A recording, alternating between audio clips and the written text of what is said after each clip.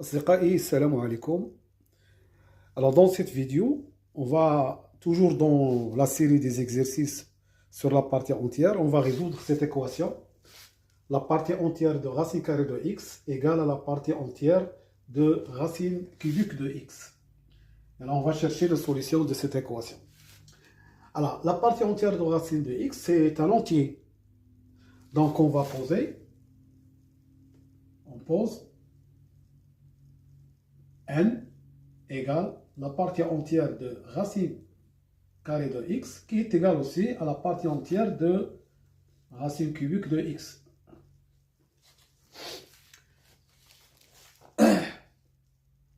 Avec n, bien sûr, appartenant à n. Pourquoi? Parce que la racine carrée de x est positive.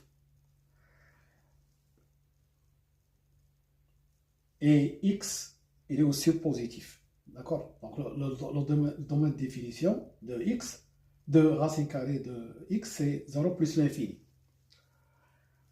Alors, ça, qu'est-ce que ça signifie? Ça signifie que x, racine carrée de x, est compris entre n et n plus 1. Et aussi, racine cubique de x est compris entre n et n plus 1. D'accord? Puisque la partie entière de racine carrée de x c'est n, donc on a racine carrée de x est compris entre n et n plus 1. Et la même chose ici.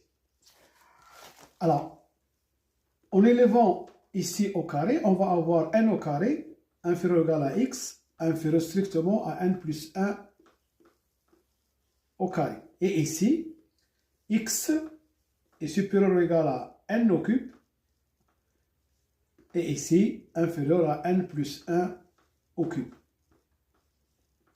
Alors, ça veut dire quoi? Ça veut dire que x appartient à l'intervalle n carré, n plus 1 au carré, et aussi à l'intervalle n au cube, n plus 1 au cube. Donc, x appartient à l'intersection de ces deux intervalles, c'est-à-dire n au carré, n plus 1 au carré, ouvert ici, inter, n au cube, n plus 1 au cube.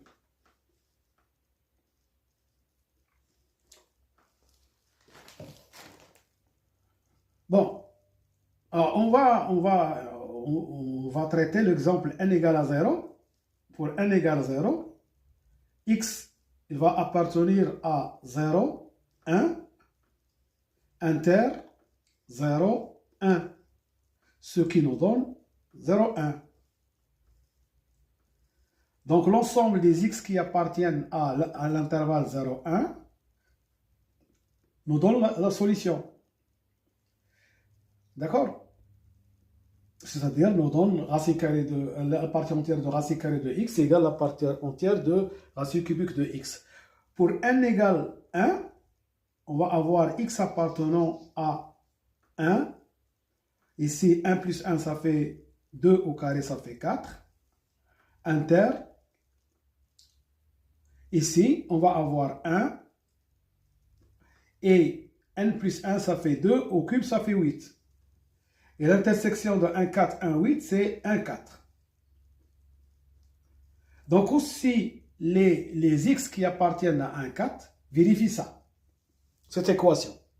Mais quand est-ce que n au cube moins n plus 1 au carré est strictement supérieur à 0? C'est-à-dire on va comparer n au cube et n plus 1 au carré.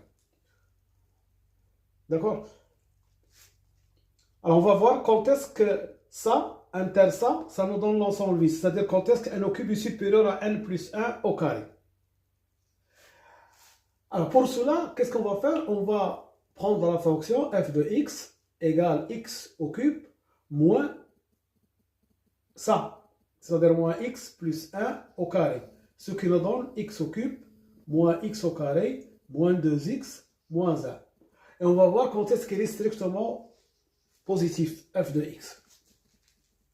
Alors sa dérivée, c'est 3x au carré, moins 2x, moins 2. Alors, le signe de f' de x, on va calculer delta, c'est b carré moins, plus, ça fait 24. Ici, 4 fois 2 fois 3, 24, ça fait 28. Donc, les solutions, où il y a les racines de ça, sont 2. Racine carrée de 28, c'est 2 racines carrées de 7 sur 6. Ce qui nous donne 1 moins racine carrée de 7 sur 3. Et x2, c'est 1 plus racine carrée de 7 sur 3.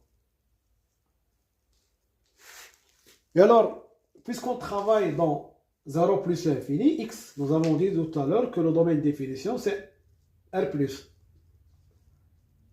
Le domaine de définition de l'équation, c'est R+. Alors, donc, on travaille dans 0 plus l'infini. F' de x, ici, on va écrire la racine 1 plus racine carrée de 7 sur 3. Ça, c'est F' de x. Alors, entre les racines, c'est négatif. À l'extérieur de la racine, c'est positif. Et ici, les variations de f. Alors, elle est décroissante. Et ensuite, elle est croissante. Alors, si vous calculez l'image de 1 plus racine de 7 sur 3 par f, vous allez trouver quelque chose ici qui est négatif. Alors, je vous laisse le soin de le faire, de le calculer. C'est négatif. Alors, donc, puisqu'il est négatif, il existe un 0 appartient, il existe une racine, ou bien il existe une racine de f de x, ici. Alors, f de 3, ça va nous donner 27, moins 3 plus 1, ça fait moins 16. Alors, 27 moins 16, ça vous donne, donc c'est 11. Et f de 2, c'est 8 moins 9. C'est égal à moins 1. Donc alpha, alors f de 2 fois f de 3 est négatif. Et f est continu sur l'intervalle. Donc il existe un alpha tel que, alors alpha appartient à 2, 3.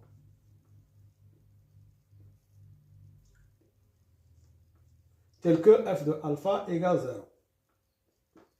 Et alors, à partir de 3, toutes les images, ça nous donne quelque chose qui est positif.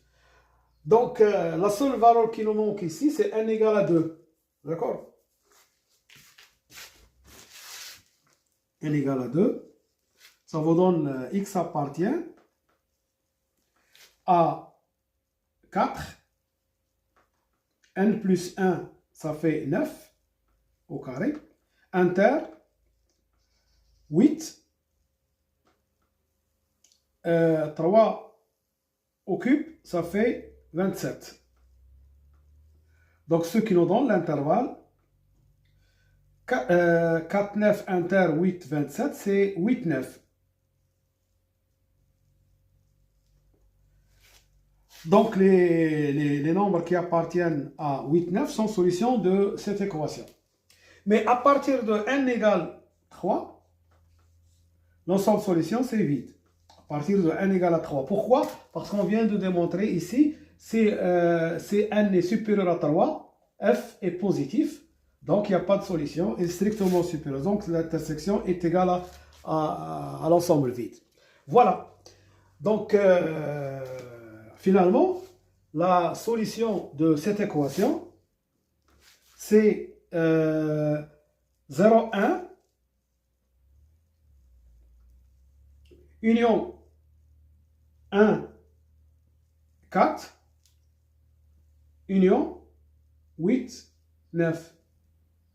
Ce qui nous donne 0, 4, union 8, 9. Voilà. Donc je répète, ici nous avons trouvé que x appartient à cette intersection, mais à partir d'un certain rang, cette intersection est vide. C'est-à-dire à partir d'un certain rang n, la différence n cube moins n plus 1 au carré, ça devient supérieur, ça devient strictement supérieur à 0. Alors, je vous remercie de votre attention et à bientôt pour un autre vidéo, Inch'Allah. Salam.